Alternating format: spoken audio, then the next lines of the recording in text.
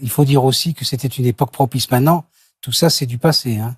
Ouais. C'est-à-dire que le disque se vend plus. Ouais. Les réseaux, c'est- Mais c'est François vrai que Valéry n'a jamais été un chanteur ordinaire. Dans les années 70, son nom brillait au sommet des hit-parades, ses mélodies accompagnaient les soirées françaises, et son visage incarnait une forme de romantisme élégant, presque rassurant. Il écrivait, composait, interprétait. Il ne dépendait pas des autres pour exister. Mais derrière cette image lisse, il y avait une tension constante, une exigence, une fierté que certains ont confondue avec de l'arrogance. Dans un milieu où les alliances se font et se défont au rythme des contrats, François Valéry n'a jamais supporté l'ingratitude. Il n'a jamais toléré d'être manipulé. Et surtout, il n'a jamais oublié. Les années ont passé. Les projecteurs se sont déplacés.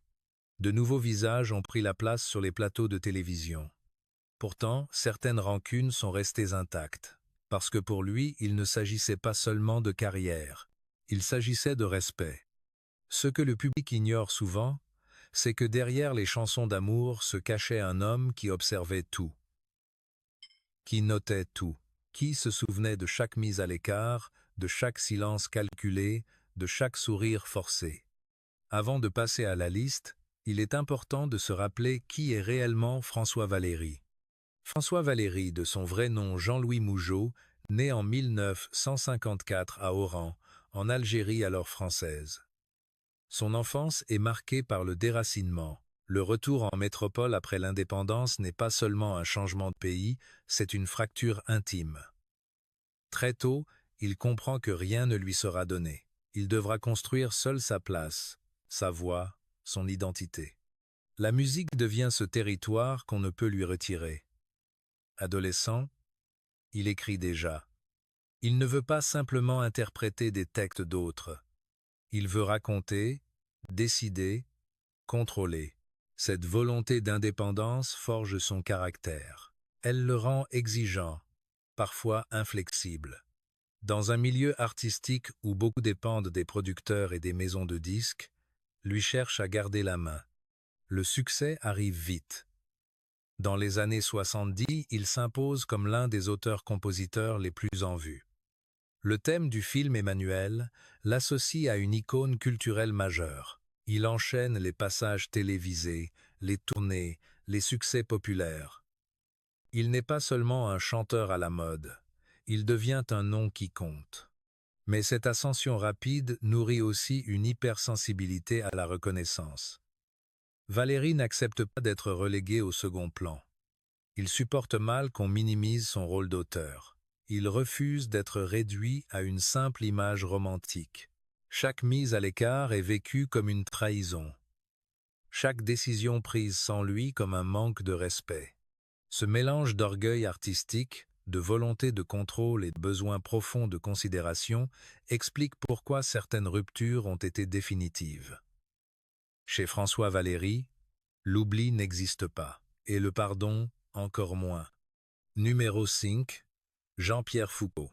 Dans les années 80 et 90, la télévision française ne se contente pas de refléter le succès. Elle le fabrique. Être invité sur les grandes émissions de variété, c'est exister. Jean-Pierre Foucault, figure incontournable du paysage audiovisuel, incarne alors cette autorité silencieuse.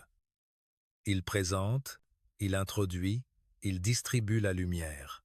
Au début, François Valéry fait partie des artistes naturellement présents sur ces plateaux. Son nom est associé à une génération qui a marqué les années 70. Il arrive en confiance, porté par ses succès passés. Pourtant, peu à peu, le ton change. Les programmations évoluent. Les priorités se déplacent vers de nouveaux visages, vers des tendances différentes. Valéry observe que ses invitations deviennent plus rares. Rien de brutal, rien d'officiel. Juste une lente mise à distance. Un soir, lors d'une émission en direct, une présentation jugée expéditive le marque profondément. Quelques phrases rapides, un enthousiasme mesuré, puis déjà le passage à autre chose. Pour le public, rien d'anormal. Pour lui, c'est un signal clair. L'artiste qu'il est devenu n'est plus traité comme celui qu'il était. Il ne s'agit pas d'un affrontement public. Aucun éclat de voix, aucune polémique relayée par la presse. Mais dans le monde du spectacle, les nuances comptent. Un ton plus froid, un regard qui ne s'attarde pas, un positionnement tardif dans le programme, autant de détails qui, pour un homme fier et attentif comme Valéry, prennent une signification lourde. Avec le temps, une distance s'installe. Les collaborations se raréfient. Les plateaux deviennent moins accessibles. Valéry y voit une forme d'injustice, une manière subtile de le reléguer à une époque révolue. Lui qui a tant donné à la chanson française supporte mal cette impression d'être traité comme un souvenir. Jean-Pierre Foucault, de son côté, poursuit sa carrière d'animateur majeur, maître des cérémonies et des grandes soirées télévisées. Deux trajectoires qui continuent en parallèle, sans véritable réconciliation. Pour François Valéry, cette relation symbolise quelque chose de plus large qu'un simple différend personnel. Elle représente le moment où il a compris que dans ce milieu, la fidélité n'est jamais garantie, et que parfois, le silence d'un animateur peut blesser plus qu'une attaque frontale. Numéro 4. Eddie Barclay. Dans l'industrie musicale française des années 70, il existe des chanteurs et il existe des hommes qui décident quels chanteurs auront le droit d'exister. Eddie Barclay fait partie de cette seconde catégorie. Producteur flamboyant, homme d'affaires redouté, il incarne le pouvoir absolu des maisons de disques. Entrer dans son cercle, c'est accéder à la lumière. En sortir, c'est risquer l'ombre. François Valéry arrive dans ce monde avec une conviction rare pour son âge. Il ne veut pas être un simple interprète façonné par un producteur. Il écrit, il compose, il choisit. Cette indépendance fascine autant qu'elle dérange. Car face à un homme comme Barclay, le contrôle n'est jamais partagé. Au départ, la relation est pragmatique. Le marché fonctionne. Les titres se vendent. Le nom de Valéry circule. Mais très vite, les tensions apparaissent autour des choix artistiques, des orientations commerciales, des décisions stratégiques. Valéry refuse certaines concessions. Il ne veut pas que son image soit entièrement dictée par une logique de profit. Dans un univers où la hiérarchie est claire, ce type de résistance est perçu comme une défiance. Barclay est habitué à diriger. Valéry, lui, refuse d'obéir aveuglément. Les discussions deviennent plus tendues. Les négociations plus rigides. Rien n'explose publiquement. Mais les désaccords laissent des traces. Pour Valéry, le conflit dépasse la simple question contractuelle. Il touche à la dignité artistique. Être contraint d'accepter des décisions qu'il estime contraires à sa vision le heurte profondément. Il a construit sa carrière sur l'idée qu'il serait maître de son destin. Se sentir enfermé dans une structure trop dominante est pour lui inacceptable. Avec le temps, la relation se détériore. Les échanges se font plus froids. L'ambiance n'est plus celle d'une collaboration, mais d'un rapport de force. Dans ce face-à-face silencieux entre un jeune artiste ambitieux et un producteur tout-puissant, aucun des deux ne veut céder. Eddie Barclay continue de régner sur son empire musical. François Valéry poursuit son chemin en revendiquant son autonomie. Mais pour ce dernier, cet épisode marque un tournant. Il comprend que dans ce milieu, l'indépendance a un prix, et que certains hommes n'acceptent pas qu'on leur échappe. Numéro 3. Michel Sardou.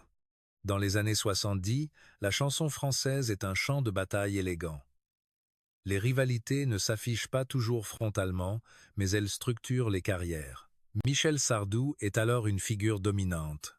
Ses textes engagés, ses prises de position assumées, son timbre reconnaissable entre tous lui assurent une présence constante dans les médias et sur les grandes scènes.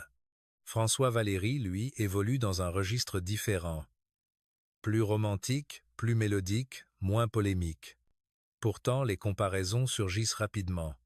La presse aime opposer les artistes. Deux hommes, deux styles, deux visions de la chanson française.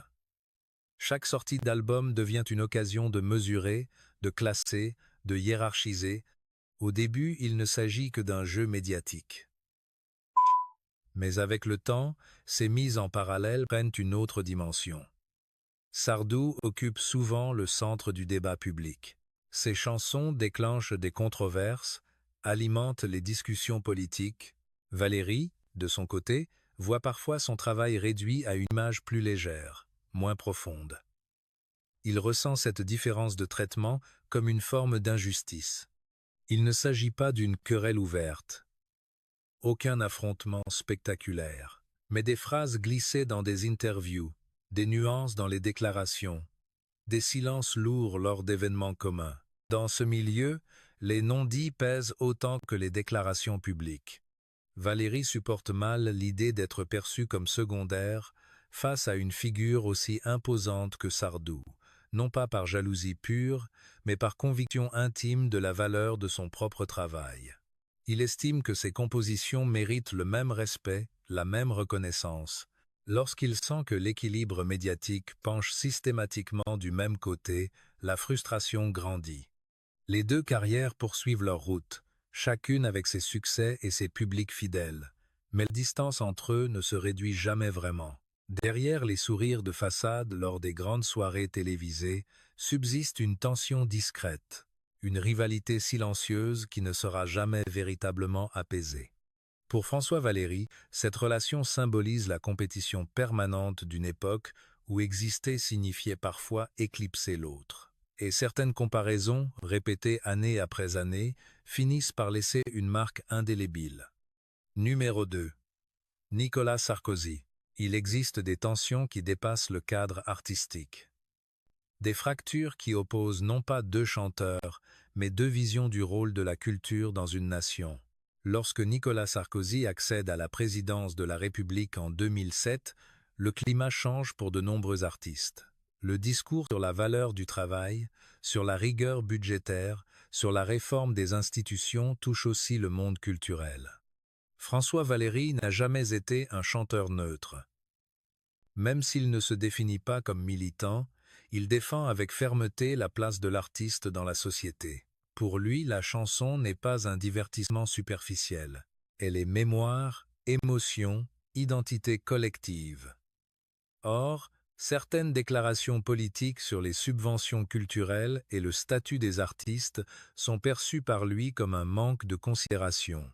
Le désaccord n'est pas personnel au départ, il est idéologique. Mais très vite, il devient plus intime.